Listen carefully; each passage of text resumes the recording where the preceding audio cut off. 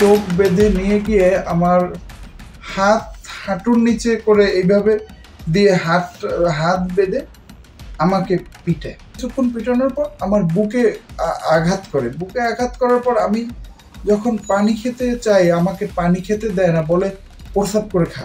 আমাকে 4ই নভেম্বর গ্রেপ্তার করে ডিবি পুলিশ আমার এলাকার, আমার পুরান বাড়ি সংলগ্ন, দশকোট সংলগ্ন কলাবাগান থেকে।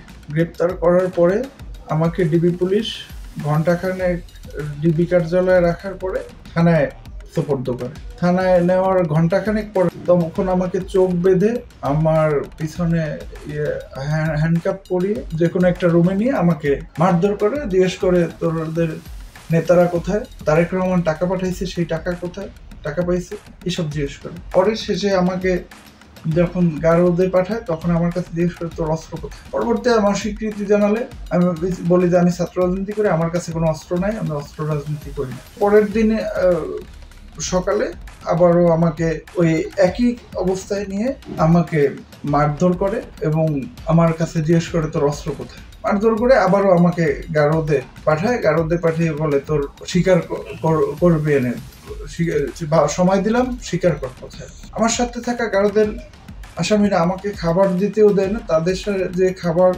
দেওয়া হয়েছিল আমাদের দলীয় আসামি, তা থেকে আমি কিছু ভাগ করে খাই।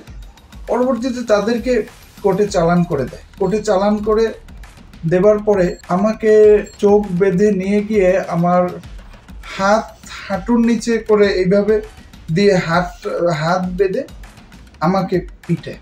কিছুক্ষণ পিটানোর পরে বলে অস্ত্র কোথায়। আমি তো অস্ত্রর কথা জানি না, আমার অস্ত্র নাই, আমি অস্ত্র কোথায় পাবো। পরে যে কোনো কিছুতেই কিছুক্ষণ পিটানোর পর আমার বুকে আঘাত করে। বুকে আঘাত করার পর আমি যখন পানি খেতে চাই আমাকে পানি খেতে দেয় না, বলে প্রস্রাব করে খা। পরে এইভাবে করে গারদে পাঠিয়ে দেয়। পরে ওই দিনই রাত্রে আমাকে নিয়ে ওই চোখ বেঁধে হাতে হ্যান্ডকাপ পরিয়ে আমাকে নিয়ে থানা থেকে বের হয়ে যায়।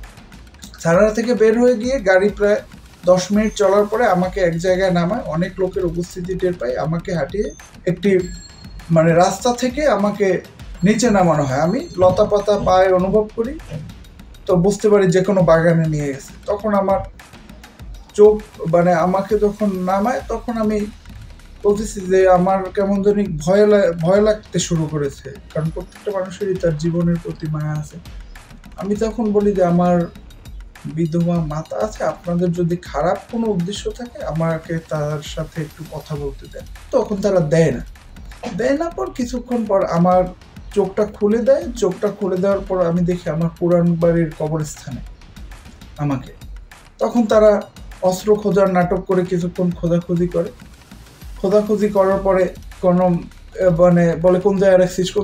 আমি বলছি আমার কাছে অস্ত্র নাই, কোথায় রাখবো, আমি তো জানি নাকি। পরে একটা কলা পাতা